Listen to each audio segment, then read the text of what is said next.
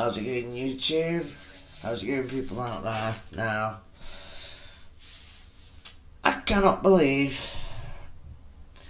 that, well, for starters, I can't believe I've remembered to start filming a microphone near to me, but there you go.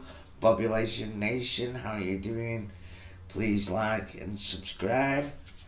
I'd really appreciate it. But yeah, this guy's got a big channel and he comes out with something like this. Some people don't want to hear this, but it might be time to stop putting all the blame on studios or creatives for underperforming movies. It might be time to start looking at the intelligence level of moviegoers. Just put my reading glasses on for this, actually. Now, he's basically having a moan because Jurassic Rebirth, the dumb dinosaur film. In fact, I'll carry on. If a phenomenally stupid film like Jurassic World Rebirth can crush films like Superman and Fantastic Four at the box office, then something might be wrong with all of us and not the studios or the creatives. Well, how I see it is, if I was a parent taking my children to the cinema, nowadays the modern audience, young people don't read comic books, not like they used to, and they don't watch normal linear TV for the most part.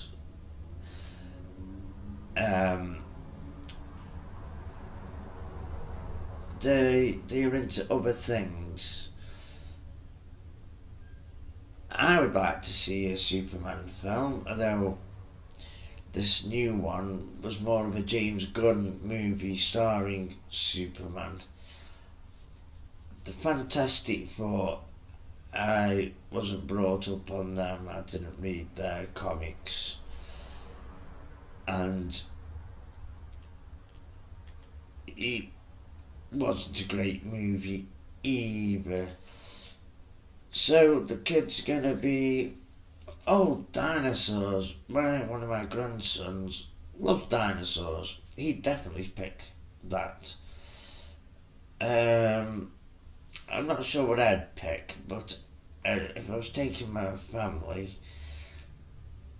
that is what they would pick. Nothing stupid or unintelligent about it. And then you're telling me that Superman by James Gunn is an intelligent film where you've got a pocket dimension of monkeys wind up doing social media to make Superman look bad. And he's also got a super dog called Crypto that he's looking after for his sister because she's out partying on Mills with her red son, because that's the only way she can get drunk, because on Earth with a yellow sun she's superpowered and she can't get drunk. Just all of that wasn't an intelligent sentence either. And I've noticed some of these Shills, as I call them, not only do they have extremely bad takes, they seem to be getting worse. And the group of them together, they seem to have the same talking points. It's just strange, especially of someone, Joe Rocha, who was like, the kids, kids are in it, you know, was it a weird thing to state online, like, you know, oh, look at the kids, kids are in it. oh yeah, I can't wait to watch this and see what the kids do. I had to purposely avoid that person, full stop. But he's basically slagging at the people watching because he's a movie critic and a reporter, and he's saying we're too dumb to understand movies made by not very clever people. They're good at what they might do, but intelligence isn't something I would associate with people who produce movies. Maybe some that were wrote in the past by extremely intelligent people. J.R. Tolkien, who did Lord of the Rings. You had H.G. Wells, War of the Worlds. You had another guy that I'm just going to forget his name now, but the guy who wrote 2001: A Space Odyssey. You got Isaac Asimov, who wrote about, if you don't know, mainly short stories, but other things. iRobot being one of them, but some of his stuff on going into the future and relying on artificial intelligence and robots. Saying, like the law of robotics, the first law is a robot cannot, through action or inaction, allow a human to be. You get my grip. You know what I'm talking about. Some of these great films were adapted from books written by clever people, intelligent people, people who had experiences in life and put a lot of time and effort to putting the words onto paper. George R. R. Martin, yes, he hasn't finished Winds of Winter as it yet, but you can tell the TV series, it's so distinctive. People always look at season 8 when it went to crap, but I noticed it, sort of season 6 when Dan Dave, as it had less material to draw from, and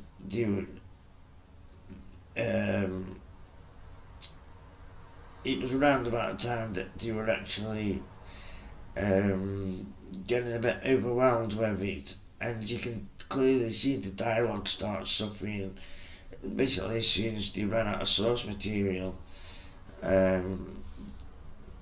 It was actually going downhill from there. Obviously season 8 just finished it, but this guy, just like Stockman,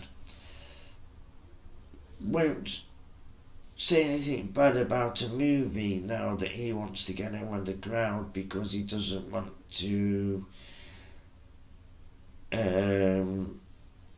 he doesn't want to fall out with anybody, so he won't say anything bad about a movie, so he won't critique a movie. And there was someone else I had in mind as well. Carl Catan here, Catfish Catan, Ku Klux Katan, blocking black people from his Twitter, X or whatever it was, because he a lot of people disagreed with some of the open stuff in the Acolyte, and he wouldn't even talk to him. And there's proof of it. Yeah, that he was banning them because he didn't want to be seen arguing with a person of colour, because he didn't want to look racist, and that in itself is a totally racist statement to make. Like, it's ridiculous. John Rocha coming out calling the audience unintelligent. Now, there was a saying I had from years ago, I'd heard, empty vessels make the most noise.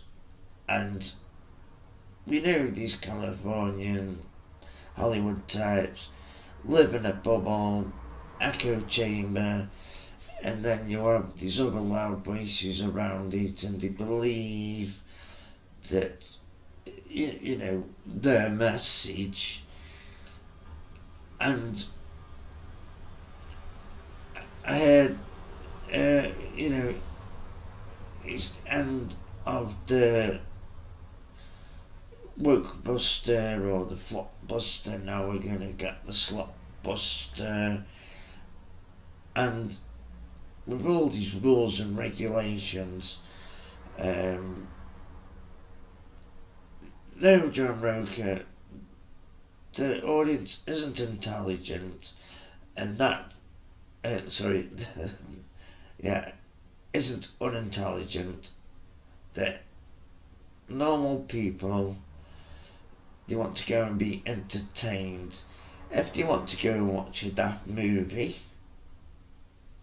that doesn't require having the atomic codes in their back pocket or something like that, they just want to sit and have fun and have a laugh and see the children laugh. If they wanted high art, I don't know, you'd take them to the Louvre or something, or take them to some of these old Roman, like, forts or towns out, and see how they built the aqueducts. That's intelligence. But to sit down and watch something being entertained doesn't mean you're thick. It just means maybe you want to switch off your brain. Or maybe, you, like me, I don't go to watch many films at the cinema anymore because I'm so disappointed. The cost, the travelling time, and everything else just completely puts me off. You take a family of, say, 2 adults, two children, and if you're going to buy popcorn and drink and stuff there, and pay for parking and petrol and stuff, you know, that could be £100 or $100 gone, and you'd be disappointed because it wasn't if you're saying if a phenomenally stupid film like Jurassic World, because people didn't turn out for Superman, because Superman is just such a masterpiece, and all the puzzles and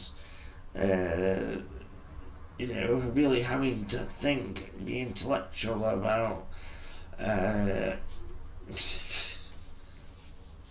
yeah, I think you might have lost yourself some subscribers. Hopefully gain me some. I think people are more choosy now, and one is the cost of things, and two, because we've gotten so much rubbish, because the studios and the people behind them aren't as intelligent as you think you are, and that just shows how unintelligent you are, Mr. Rocha. Yeah, we're having people that have never read the comics, or don't even like them, to make the film. That's the first. Well, that says it all, doesn't it? And that's before they start race swapping and race baiting and gender swapping and nerfing them and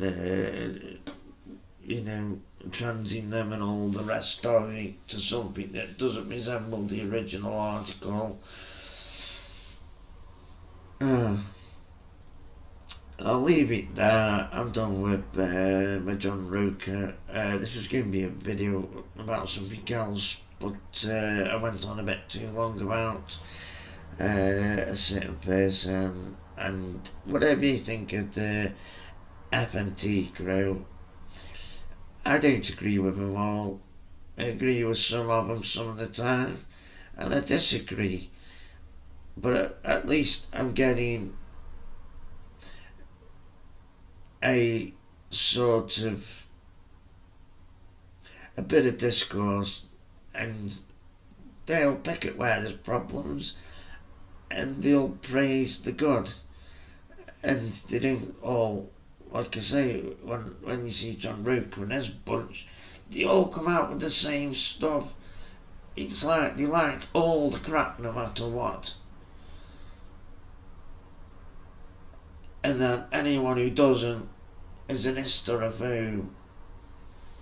Nah, sorry man. Anyway, yeah, please think about subscribing, hitting that like button, ringing the bell, ding dong, smashing some eggs on the floor if you feel like it, or maybe you don't if you don't want to clean up the mess after. I say this because I did it the other day by accident and I didn't enjoy any of it. But there you go. Thanks for listening. Population Nation out.